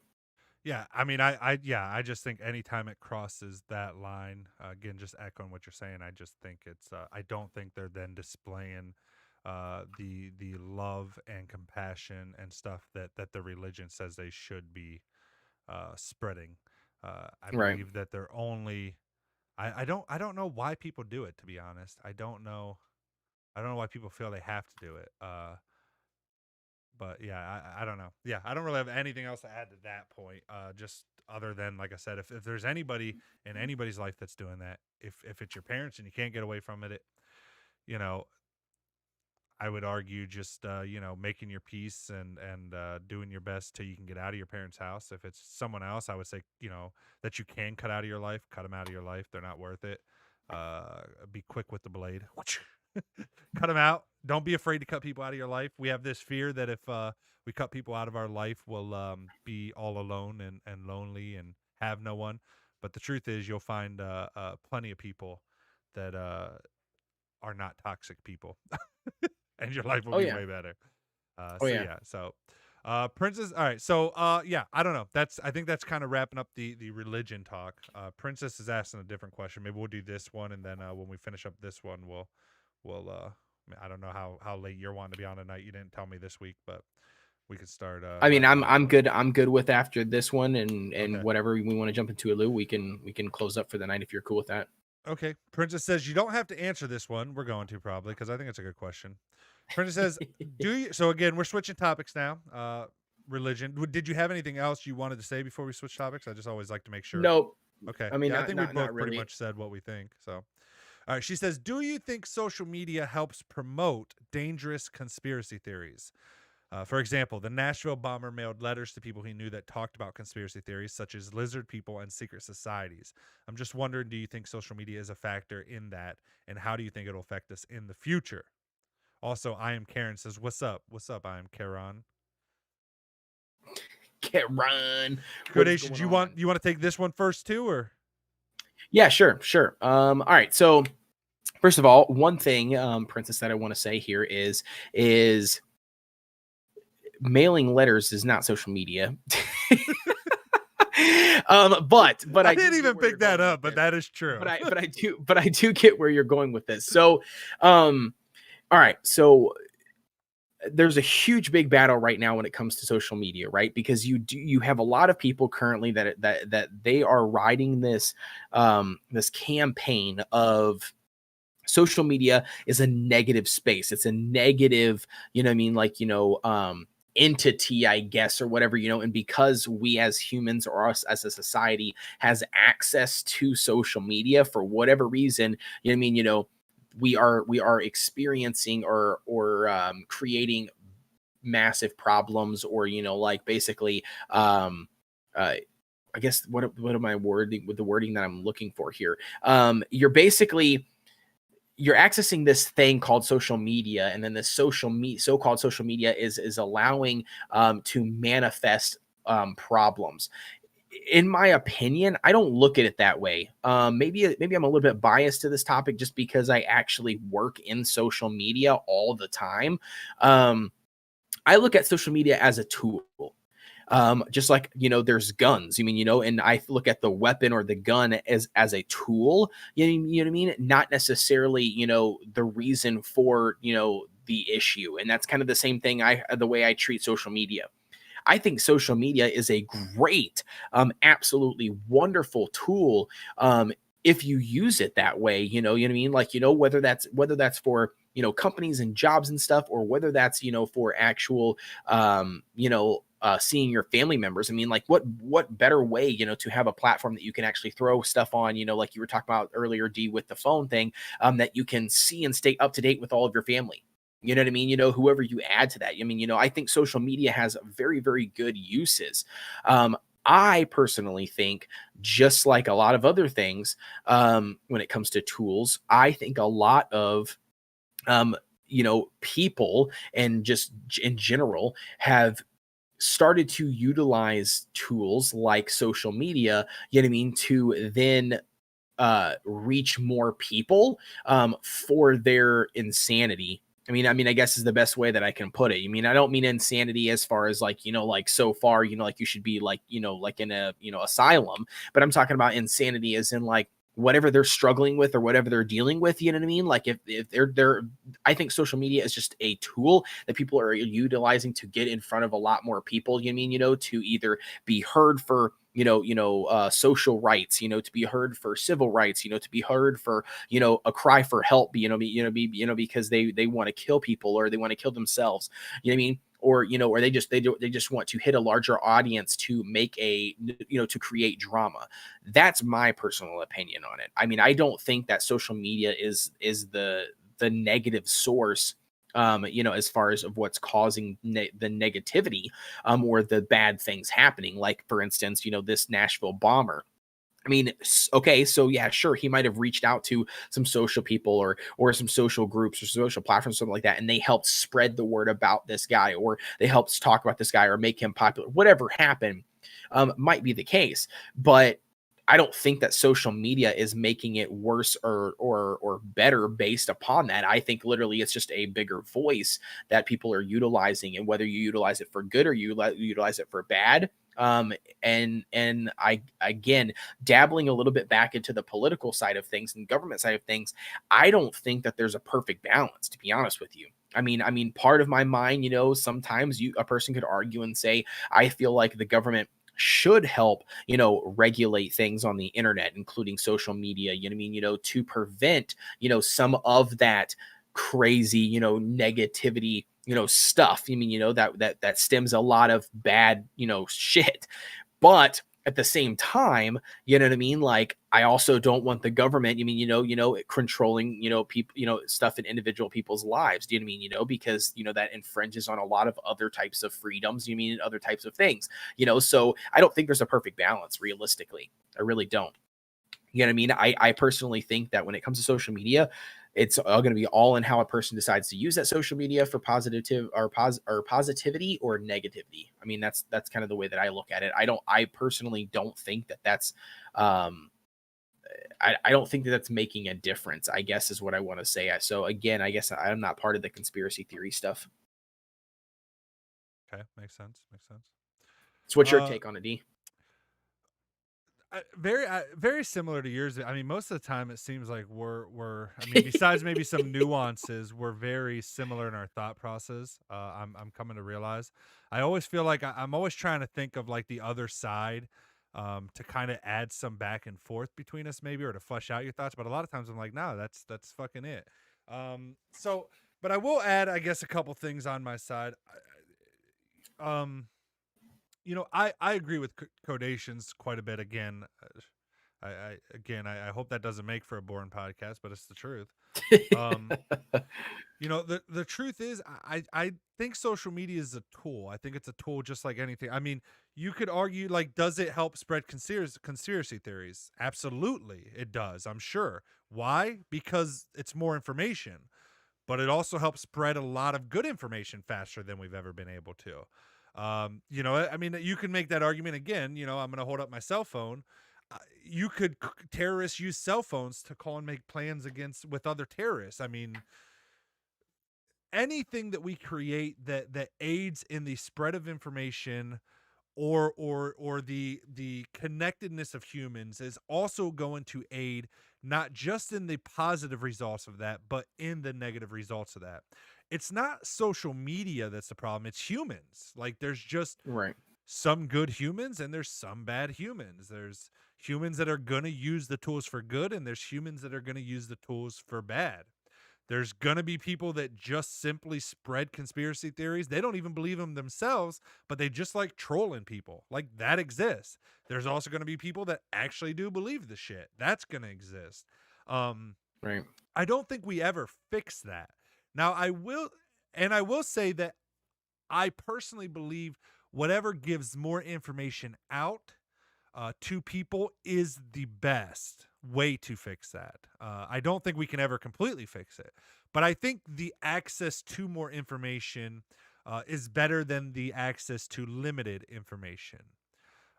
Only because I think when we try to push a lot of these things underground, where then it's not talked about in public discourse, that's how people get trapped in this stuff.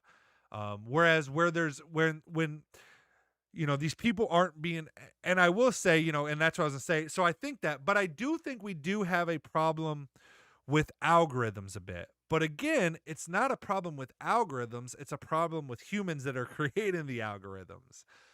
Because we do have algorithms set up where their main point of the algorithm is to keep you on that social media platform, whichever social media platform it is, for as long as possible.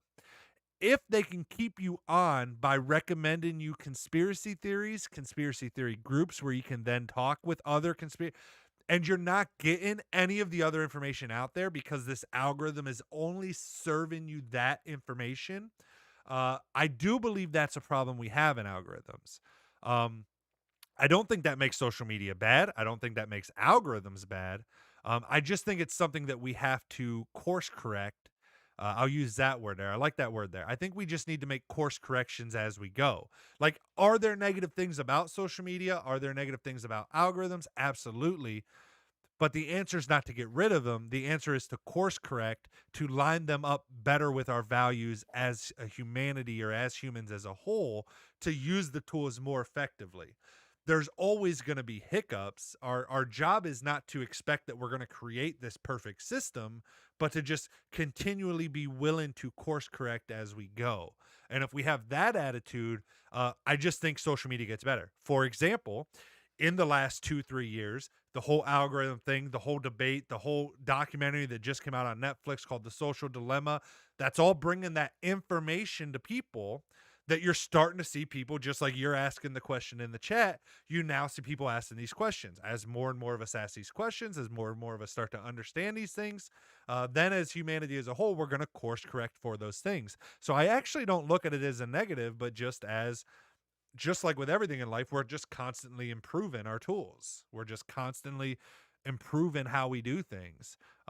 So I don't know if that answers the questions or not.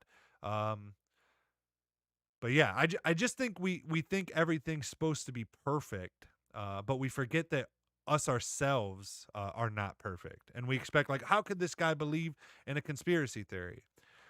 There's probably some weird conspiracy out there you believe in, and I don't mean you, but I just mean, like, I would argue that if you believe that essential oils are actually doing anything for us, you're a crackhead.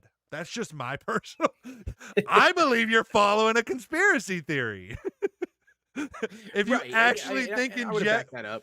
you know, because a lot of the science out there shows that, especially people that are ingesting a lot of these essential oils, um, that it is not good for you. At least that's what the science so far tells us, which again is just like algorithms. It's tests that we're constantly doing to try to find the best outcomes. It's almost like, as humanity, we're like all these little ants and we're all just doing all these little split tests with all this stuff and saying, is this a little bit better? Is this a little bit better? Oh, that's a little bit worse. Course correct. Is this a little bit better? Is this a little bit better? Oh, that took us down the wrong path. Course correct. But I think people forget that. We forget that, like, we're all fucking really dumb and we're just trying to make good choices. Like, I think the best thing humanity can do is realize that ourselves as the individual are responsible for ourselves. Ourselves as the individual is just as dumb as every other person out there. We're not as smart as we think we are compared to most everybody else.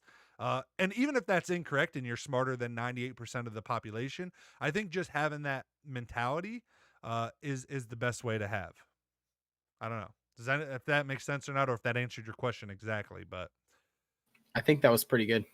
Hokage says, but then the problem is, how do we fight over who decides what course we take? I actually think we're heading towards anarchy, but that's a discussion for another time, maybe. I think we're very much heading towards the government going away. Not, I think we'll still have programs in government in the sense of like programs that help humanity as a whole. But I think as a world as a whole, we're going to eventually do away with we're gonna have to give freedom to more personal choices and letting people live their lives how they want to live it, because I think people are realizing that if we don't, it's just going to lead to civil war after civil war after civil war after civil war. And I think people are going to wise up enough to realize like we don't have to fucking do that. But I don't know. Right. That's a whole nother. And I when I think say anarchy, I didn't mean it in the sense of like burn shit down and the whole world go to. I just mean I don't think. I just mean in terms of lack of government. I mean we already are at that point now. A lot of it, like with let's take you know, and this is not my idea. I heard this in a podcast just to be completely, but it was a really good point. Uh, in this whole issue of mass versus no mass, you know, a lot of people like think the other side is completely bonkers, and they think it's a right versus left issue. And I heard a guy say it's not a right versus left issue; it's a risk averse versus risk willing type mentality of people. And you're just going to have that. That's not going to change. Like there's going to be some people that are not as willing to face a disease that has a 2 or 3 or whatever. I don't know the percentage, but let's just say for the hell of it, a 10% kill rate. There's still going to be people in this world that they're like, you know what? Fuck it. I'm going to die anyways. I just want to live my life. Like that's so. And so are we going to keep leading to civil war after civil war? Just like, you know, our civil war, you know, people that believe slaves, no slaves. I think we have to find ways. And again, this is not my idea, but to succeed from each other in what's the word? Amicable ways. More than right. we're going to need actual government. We're going to have to learn to um, I don't know. That's not all. That's not entirely my idea. That stuff still I'm working through personally. But I just do think that it's a very good argument that we're heading more towards an anarchist style world. Not complete anarchist, but lack of government intervening in individual personal responsibility choices.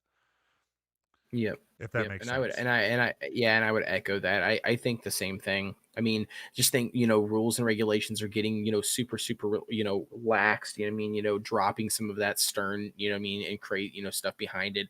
I mean, officers are getting super lax, on a lot of stuff that they are actually, physically enforcing, bringing, people back to stuff and arresting people. I mean, there's just so many things across the board, we're legalizing weed, legalizing, drugs, and guns, we haven't had any new gun laws in a long time. Like I just think that it's, yeah, I mean, I would agree with you. I mean, I think that eventually that's kind of what we're moving towards. We're moving towards, less government.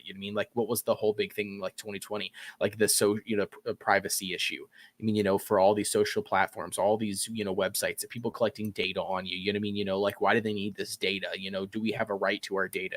Can we say, no to not collecting our data, but still enjoy these products? You know what I mean? Things like that. I just think, yeah, I mean, it's inevitable. I think we are going to hit a time, in social media or anything. I mean, I think we're going to hit a time where, yeah, I mean, as a society, we're going to push for less government. I really do. I think that's just going to be the only way it's going to have to go, because eventually what's going to happen is if they continue pushing, like you said, yeah, I mean, a war is going to break out. You know what I mean? And yeah, I mean, it's going to be physical war. It's going to be digital war. It's going to be, pretty much everything. And I think at that point, I mean, it's not going to be good for anybody, Yeah, I mean, So I think. go ahead. Sorry. No, you're good. I was just going to finish that up by saying, so yeah, I mean, I personally agree with you in the sense by saying that, yeah, it's just, I think it's just going to continue to progress down the line of government not acting in individual lives. Yeah, and people making individual choices, and you know, again, I'm not saying that that's going to answer everything, and I'm not even saying that that is exactly what's going to happen. We could have another civil war. I mean, that could happen.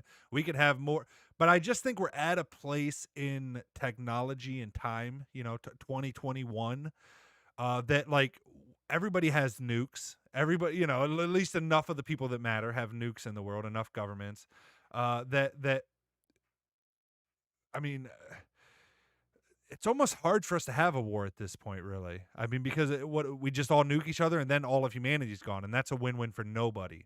So it's almost like because of technology, we're gonna have to learn to concede to people, or it's gonna have to completely be like cyber base, which is what we've been seeing the last couple years with elections.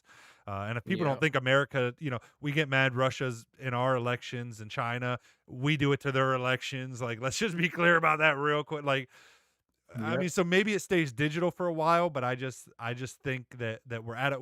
I don't think we can do another like our civil wars before, where it's boots on the ground civil war. And I think with technology and it being like drones dropping bombs and planes and all this shit, we all would just destroy each other. So I really think that it just I don't see any other option where humanity wins. And I'm just hoping enough people see that. And again, you know, maybe people start making communities, maybe like maybe more tight knit communities. It's funny because even on social media, you're seeing this. People are leaving like being on Twitter all the time, being on, and they're like Facebook. But most people don't realize this, but like Facebook groups where you're like have exploded compared to anything else on Facebook.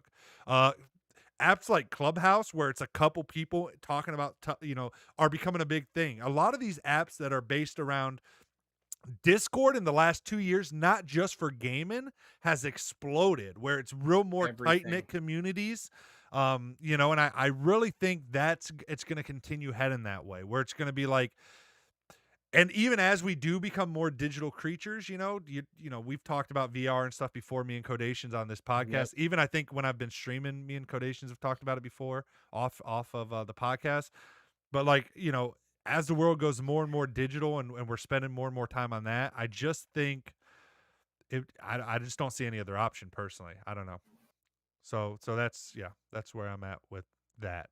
Catch up on chat, and then we'll give any closing thoughts we may have. I don't know if there's anything else you wanted to add on that or not. Printer says, yes, very well explained from you both. Thank you. And then she says, laugh my ass off, Derek. So blunt, laugh my fucking ass off. That's a great point.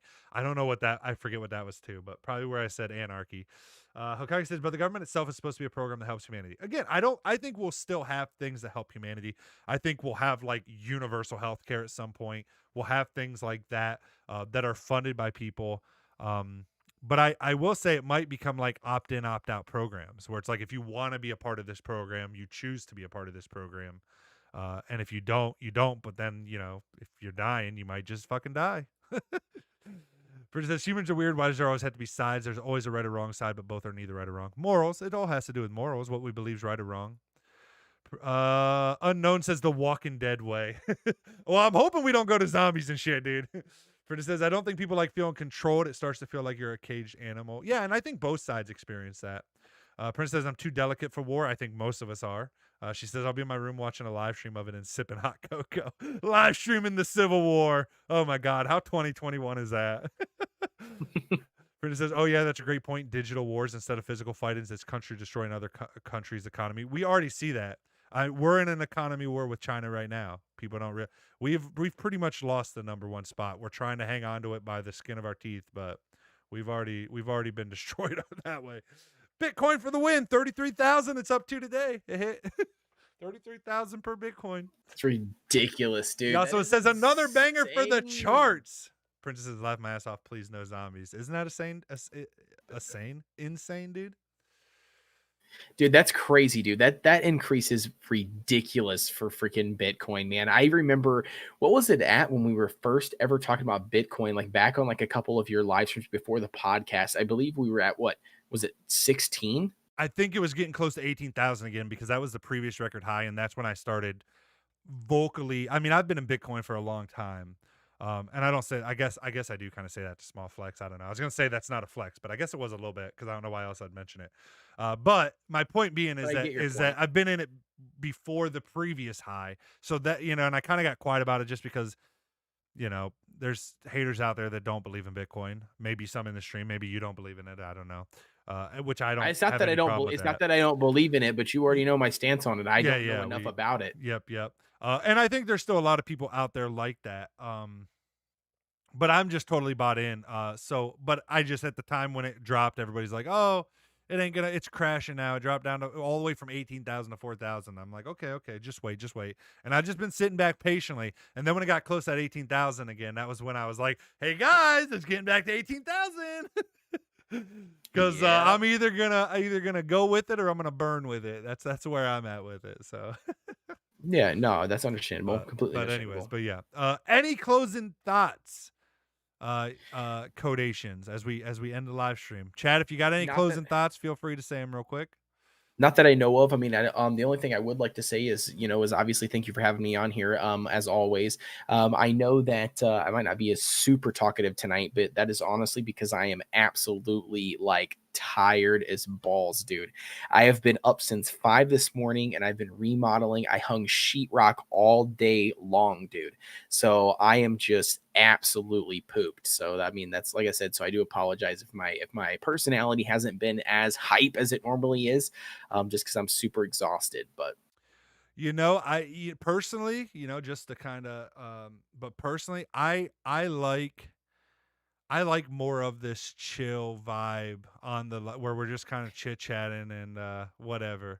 Um, I don't know, like so, but I will say, I thought you talked plenty. I thought you were a talkative little motherfucker. So. perfect. Perfect. Well, shit, I can keep on going. Let's just keep on going for another 5 No, hours. but in all seriousness, I thought it was fine. If you are Cool. tired, I get some sleep, get rested up. But I thought it Oh was yeah. another banger in the bags, personally. Oh yeah. Well, I mean, the other really cool part about tonight that I'm actually excited about to see what we get on it for feedback and stuff. But I like the topics. I mean, we haven't really covered these topics before, you know what I mean? So I mean, I do like the fact that the topics are completely different than what is our norm. And then not only that, it also kind of like diversifies, our content. We're not always talking about YouTube and gaming, Yep. you know what I mean? We're diving a little bit into other stuff. So Yeah. So the key takeaway is, Princess, it is your job into the future to always bring us the questions. You're our topic creator for the podcast. Yep. Congratulations. We need a pop up like right here on the screen, Princess presses a button on her end, boom, throws up a topic into the stream. Right. It's just like, oh, shit, D, we gotta stop talking. Wrap it up. Next topic. Abortion next week. See you guys. No. There's some topics I just don't feel like getting into. Yeah. I'm just joking, but you I get am too. I'd gladly talk about abortion. I don't give a fuck. No. Talk about anything. That's my problem. I'll talk about anything. Oh yeah, I know. Oh yeah, for sure. Hokage says, reminds me of that one Cyberpunk stream where we were talking about tech in the afterlife. Yes, I agree. That was with Codations as well, I think. Yep. So. Princess says, and you're canceled. Princess bringing in the tough topics, getting us canceled. Yas says, I know I wasn't chatty this one, was too focused on this game the entire time, but thanks for feeding my brain. Yas, well, thank you guys. Seriously, I don't, I feel like I'm a broken record because I'm always like, thank you guys. But I really do mean it. You guys let me do something that I love doing. So I can't, seriously, I mean it from the bottom of my heart. I always, I'm a lovey-dovey mushy guy. I don't care. I love you guys. I thank you guys always, forever. Anything and everything you support of mine, everything. Princess, I'm so happy that you've been supporting Codations because I just think it's amazing that this community as a whole is just supporting the other creators that come into this community, and we're all just kind of growing and learning with each other, and I really fucking love it, man. So just, thank you guys, seriously, from the bottom of my heart. Anybody out there in the universe watching, Codations is about to plug his shit. Make sure you check him out. Before he does, I'll plug my shit. If you want to find me anywhere on the interwebs, the best place, one of these days, Codations is going to be saying the same thing. I know it. One day, he's going to get a goddamn website set up. If you want to find me on any of the social medias, does it have links to all of your socials and everything? Fuck yeah, no. yeah, exactly. It's got codations.com. Go there right now. Give me all of the information that I need to update on my damn page. If you go to my website, you will find links to every single one of my social medias, my YouTube, my Twitch channel, my Twitter, where I'm most active, all of that. OMGitsDerek.com. OMGitsDerek.com. For Codations, we'll let him actually plug where you can find him here today and not once he actually gets his shit updated. Go ahead, Codations. That's just going to be youtube.com/codations. I mean, that's going to be the biggest one. I do have a Discord community as well. You can find that link below in any of the description of my videos that I have posted. And then, yeah, I mean, I'm on Twitter. I'm not active on Twitter. I'm on Facebook. I'm not active on Facebook. I've got a website. You can join at the website at codations.com. And I'm pretty sure I have like 3 pages, and the other half of it is template text. As well. And I'm pretty sure it's like plumbing text or whatever, because I used a website template builder instead of my own. So I do graphic design over there, and I'm part plumber, apparently, according to Squarespace. So anyways, but that's going to be my information. Like I said, if you want to stay up to date with all the mobile games, I play a lot of mobile games, feature a lot of guides, tutorials, summoning videos, that kind of sort of thing. If that is your niche, then you can head over to, like I said, youtube.com/codation. So all right. Thank you very much, Codations, as always. And guys, anybody listening to this, go harass him on his YouTube channel. Comment on his videos and tell him to get his damn website set up. Even if it's just a picture with links to where you can be found on the internet. Make him get that shit set up. He needs it. Don't put all your eggs in one basket. All right. Until next time, love you guys. Later, nerds. See you later.